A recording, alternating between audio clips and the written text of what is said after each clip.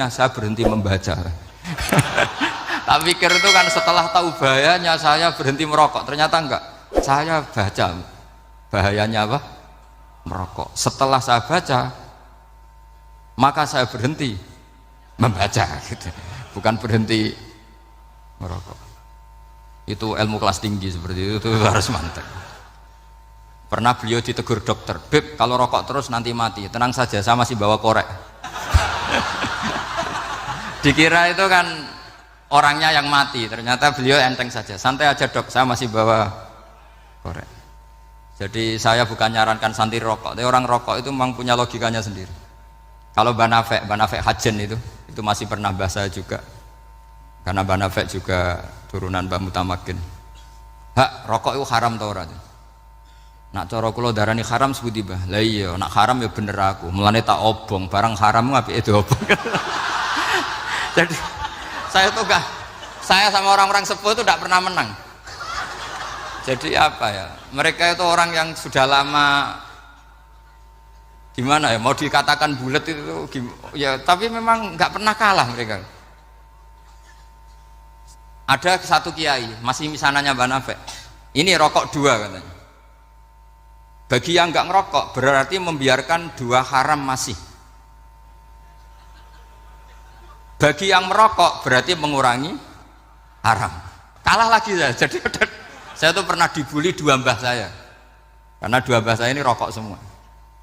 Akhirnya saya sing nom ngalah gitu, karena saya tidak mungkin bilang sing waras ngalah karena kalah sepuh gitu. Jadi ya sudah, mau tidak mau harus bilang sing nom kalah. Tapi yang penting itu kita mendengar. Jadi ternyata sepinter-pinternya kita itu mesti kalah pinter sama yang sepuh-sepuh itu. Jadi kalau tahu bahayanya rokok lewat membaca ya harus berhenti merokok.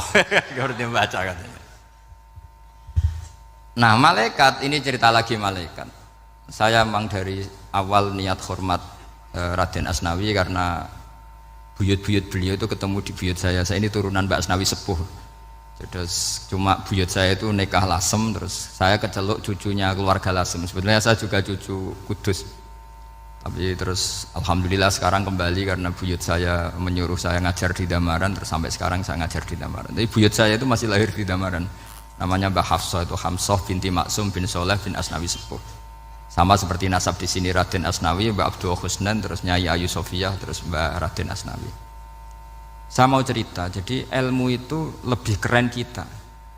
Sehingga Rasulullah SAW pernah ngendikan, "Saya ini rindu sekali li ikhwani." Kata Nabi itu ikhwani. Kata sahabat bilang, "Alasna ikhwanaka ya Rasulullah." Bukankah kita ini saudara kamu, saudara engkau ya Rasulullah? "Tidak, antum ashabi, kamu itu sahabat saya." "Siapa teman-teman kamu itu ya Rasulullah?" "Yaitu kaumun yang tidak melihat saya kemudian iman kepada saya." Jadi mereka seperti kita semua di Kudus ini tidak melihat Rasulullah SAW, tapi iman sama Nabi.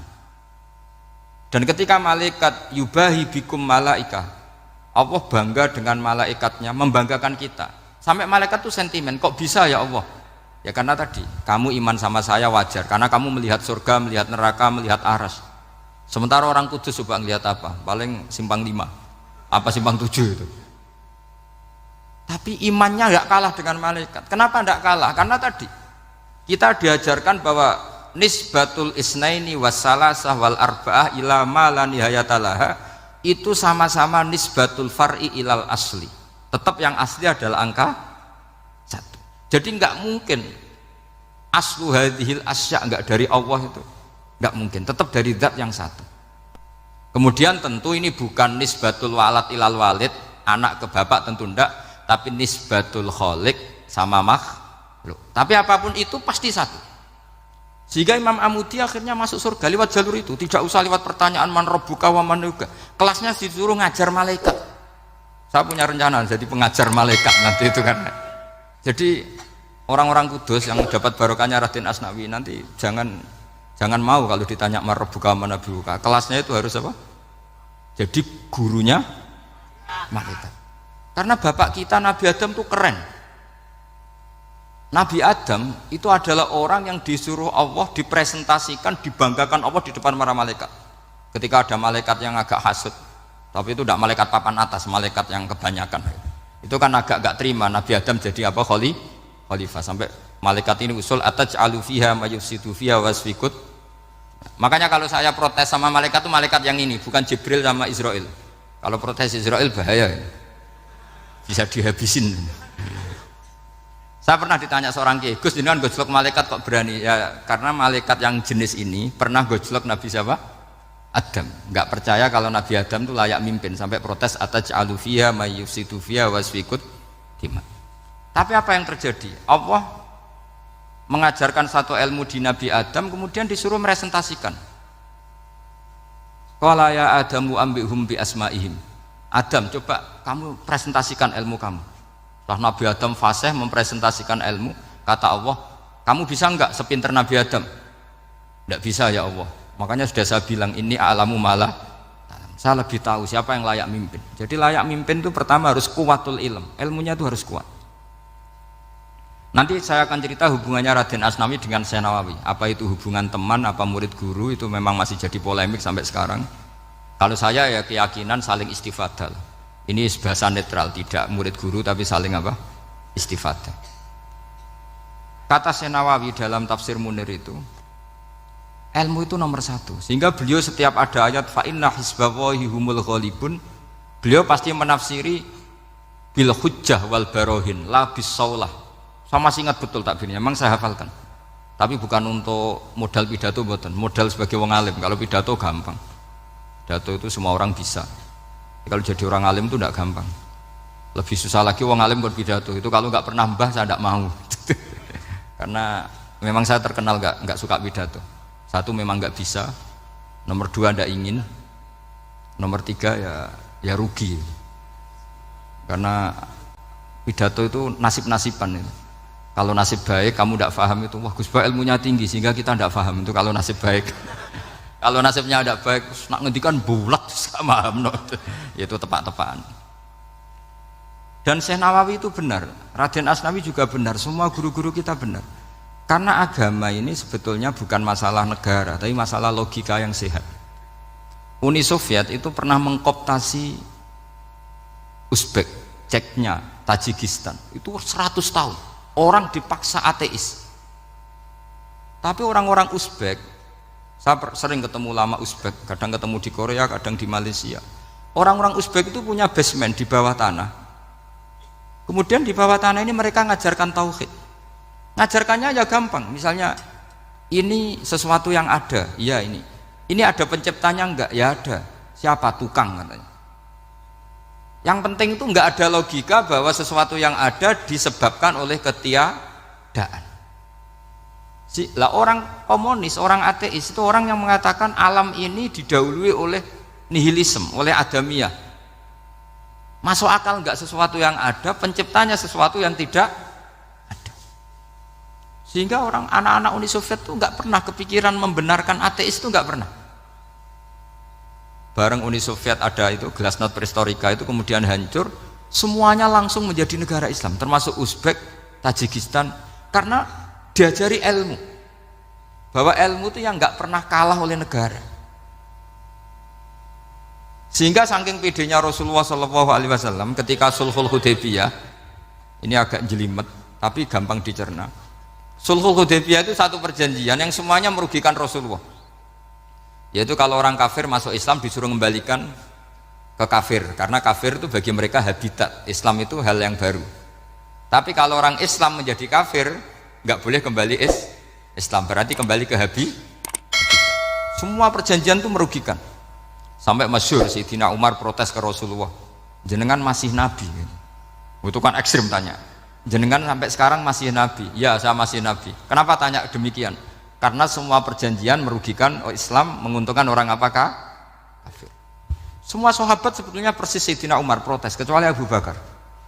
Lama-lama akhirnya di antara perjanjian itu berbunyi begini, tapi saya minta satu hal, orang boleh mendiskusikan Islam tanpa tekanan. Itu saja permintaan Nabi. Orang boleh mendiskusikan Islam secara bebas, tidak tertekan. Karena orang-orang kafir melihat itu hal yang biasa, ya nggak masalah Muhammad. Akhirnya orang diskusi, Islam itu apa sih? Islam itu orang yang menuhankan Allah. Allah itu siapa? Zat yang menciptakan langit dan bumi. Lama-lama orang kafir berpikir, wah keren, Tuhannya Muhammad bisa bikin langit dan bumi. Tidak kayak Tuhan kita, malah kita yang bikin. Jadi mulai debat itu mulai, terus ada yang cerita lagi, saya pernah loh nyembah Lata, pas itu dikencingi luwak. Masa ailahun yabulu ali sa'laban, masa Tuhan kok dikencingi luwak? Terus yang agak-agak ahli kitab ya diskusi lagi. Wah kayaknya Yesus tidak Tuhan, masa Tuhan kok kelaparan, lemes, wah repot nanti. Jadi makanya Allah ketika gojlok wa ummuhu siddiqah kana yakulani ta'am. Mal masihu ibnu Maryam illa rasul qad khalas min qablihir rusul wa ummuhu siddiqah kana yakulani. Coba paradok enggak misalnya, kamu didolani Nabi Isa terus ketok lemes. Kenapa Tuhan? Saya agak sakit keroi dulu. Kan enggak kebayang itu. Punya Tuhan yang sakit setelah makan sehat terus. Kan enggak kebayang seperti itu. Ketika Nabi punya konsep Tuhan, Tuhannya Muhammad itu siapa? Yaitu zat yang la awalalah, zat yang pertama. Lalu Tuhan itu siapa? Tuhan itu yang menciptakan langit bumi. Tuhan itu siapa? Yang memulai segalanya. Lama-lama mereka berpikir, wah kalau gitu yang benar itu Islam. Maka kata Imam Zuhri, Syihabuddin Az-Zuhri, famaka nafathun fil islami a'zoma min sulhil hudaybiyah innamaka nasu yatafaduluna fil hadis wal munazah. Semua teks riwayat itu ada kata wal munaza'ah, orang bebas ngomong dan berdebat. Munaza'ah itu berdebat. Terus akhirnya falam yatakallam ahadun bil islami yaqilu syai'an illa dakhala fihi. Kemudian setelah berdebat dan mereka tahu Islam, pasti akhirnya masuk Islam. Dan itu yang sekarang terjadi di dunia. Makanya saya pernah ditanya seorang profesor, Gus, kalau di Jogja ada sekolah perbandingan agama, menurut Anda gimana? Asal itu tentang agama nggak apa-apa, tapi kalau yang dibandingkan umat Islam itu jangan, karena nanti kalau di Indonesia kira-kira yang copet itu ditanya agamanya juga Islam, yang koruptor juga Islam. Jadi kalau yang dikaji Islamnya nggak apa-apa, tapi orangnya jangan, kata saya. Karena yang bulat ya banyak, yang nggak sholat ya banyak. Tapi kalau Islamnya saja, misalnya adu konsep tentang Tuhan, masyhur kita mungkin banyak yang melihat itu debatnya Stanley Fischer sama Ahmad Didat itu. Tuhan kamu siapa ini terus sama Didat cerita Tuhan saya itu lam yalid walam yulad walam yakul lahu kufuwan. Itu spontan ada seorang mahasiswi bilang, sepertinya Tuhan Anda lebih menarik karena Tuhan Anda yang menciptakan langit bumi, yang Tuhan ini kok lahirnya sudah di bumi, masa lahir-lahir langsung jadi Tuhan. Jadi akhirnya falam yatakallam ahadun bil islami yaqilu syai'an illa dakhala fihi. Sehingga agama ini apa? Agama itu adalah kalimat tauhid. Kalimat itu apa? Logika yang terbangun. Nah, ketika logika itu terbangun, maka disebut yusabbitu Allahu alladzina amanu bil qaulis tsabit fil hayatid dunya wa fil akhirah. Allah itu akan menetapkan satu kaul, satu presentasi ilmiah atau satu kesimpulan ilmiah. Yang kesimpulan itu nyata benarnya. Dan ini akan nyata terus baik di kehidupan dunia maupun kehidupan apa? Akhir. Seperti Allah sebagai Tuhan itu akan nyata terus di dunia Allah ya Tuhan, nanti di akhirat juga Tuhan. Tapi Tuhan selain Allah, maka menjadi Tuhan ini nunggu ada yang menuhankan. Misalnya Fir'aun itu jadi Tuhan karena ada yang menuhankan. Sekali dia mati, dia sudah aset wisata, bukan Tuhan lagi. Makanya gojlokannya orang ulama Arab, kalau ketemu ulama Mesir, kalau gojlokan itu lucu. Orang Arab ada Abu Jahal, Abu Lahab, penggaweane musir Nabi gitu. Itu gejolokannya ulama Mesir. Kata ulama Arab, kamu gayanya benci Fir'aun, tapi rizki kamu dari wisata melihat Fir'aun. Itu gejolokannya ulama Arab sama ulama Mesir. Sehingga agama ini mengajarkan apa? Satu kalimat. Makanya kamu harus belajar mantek. Dulu Raden Asnawi ya pengajar mantek. Dulu buyut saya di sini Mbah Fauzan, abahnya Mbah Pah itu, mbahnya itu juga pengajar mantek. Karena di antara yang diceritakan Allah itu wa ja'alaha kalimatam baqiyatan fi aqibih. Tugas utama Nabi Ibrahim adalah menjadikan satu logika, kalimah itu logika, itu menjadi logika yang abadi, baqiyah itu abadi. Fi aqibih, di anak turunnya Nabi Ibrahim. Misalnya begini, saya beri contoh ya. Misalnya saya mengatakan teh ini hitam, itu menjadi kalimah karena diucapkan. tapi tidak menunjuk hakikat karena tehnya berwarna apa? Kuning. Sehingga Quran kalau menyalahkan orang kafir itu ngendikane kaburas kalimatan takhruju min afwahihim. Omongannya orang kafir itu menjadi kalimat karena diucapkan dari mulutnya. Kenapa menjadi kalimat? Karena diucapkan tapi tidak menunjuk hakikat. Seperti orang mengatakan 2 ditambah 2 itu 10. Itu kalimat, tapi kalimat yang salah karena tidak menunjuk hakikat. Seperti orang kafir mengatakan Tuhan itu 3. Itu kalimat karena diucapkan tapi tidak menunjuk hakikat. Tapi ketika seseorang mengatakan Allah itu Tuhan, Tuhan itu satu, itu disebut kalimatu haqqin 'alaiha nahya wa 'alaiha namut. Temeriki tahlilane wa 'alaiha apa wa biha? Wa 'alaiha apa wa biha? Wa 'alaiha ya ada yang tahlilan wa biha, itu enggak tahu sanadnya dari mana, pokoknya ada yang wa 'alaiha, ada yang biha. Kenapa dikatakan kalimat tauhid? Karena kalimat yang dari kesimpulan berpikir. Dan agama ini dibawa Nabi Ibrahim itu untuk membawa kalimat tauhid. Ciri utama kalimat tadi, kamu yakin seyakin-yakinnya bahwa nisbatul snaini wassalasah wal arba'ah ila ma la nihayatalaha itu kanisbatis snaini ilal wahid, yaitu semuanya far'un minal asli. Aslinya adalah wahid. Sehingga di kitab, saya pernah ngaji Mbah Mun, namanya kitab Al-Husunul Hamidiyah. Itu dikarang oleh ulama-ulama sekarang, itu diajarkan di MGS. Ini mbah-mbahnya Gus Akil, pendirinya madrasah MGS. Itu ada gambarnya di situ. Di situ ada gambar piramida, ada gambar hewan, ada gambar pohon. Kata yang ngarang, gambar sedetail ini, sejelimet ini dimulai dari nuktah wahidah. Tetap dimulai dari satu titik. Dan ini disebut nuktatil wujud. Jadi mbok orang kudus sebanyak ini tetap dimulai dari satu orang, yaitu Adam. Adam dimulai dari ketiadaan. Lalu siapa al-mujid? Pewujudnya siapa? Hanya Allah Subhanahu. Sehingga ulama-ulama termasuk Syekh Nawawi itu paling suka ngendikan semua makna Quran dikumpulkan di Fatihah, Fatihah dikumpulkan di Bismillah, Bismillah dikumpulkan karena di ba itu ada titik nukdotil wujud, yaitu disingkat bi kana makana wa bi yakunu ma yakun. Karena saya, kata Allah, semuanya akan ada, dan karena saya yang enggak ada semuanya suatu saat ada. Disebut nukdotil wujud. Nah, kita meyakini kalau Allah satu itu seyakin-yakinnya, karena nggak mungkin angka nggak dimulai dari angka satu. Begitu juga gambar seapapun julumete. Misalnya sampean gambar zaman saya kecil, gambar paling favorit itu apa? Kambing bertarung. Itu gambarnya kan susah. Daripada gambar kambing bertarung susah terus dibikin kotak saja, tembok. Kalau ditanya gurunya, gambarnya mana? Di belakang tembok, Bu. Ini itu dulu saya diwarai anak-anak nakal. Jadi semua satu gambar itu disuruh gambar harimau, yang satu disuruh gambar kambing bentrok, yang satu disuruh gambar matahari, semuanya kotak semua. Ini itu, Bu, gambarnya di belakang apa? Tembok. Maka nggak kelihatan kata. Jadi gurunya kalah cerdas. Yang guru itu sebenarnya nggak pernah menang, karena murid itu lebih pinter. Itu teman saya dulu kalau ngaji itu, kalau tes itu ngerpek, baca. Gurunya marah, kamu tes kok baca? Enggak ngerpek, Bu, ini belajar di kelas. Katanya belajar kapan saja di mana saja. Aco.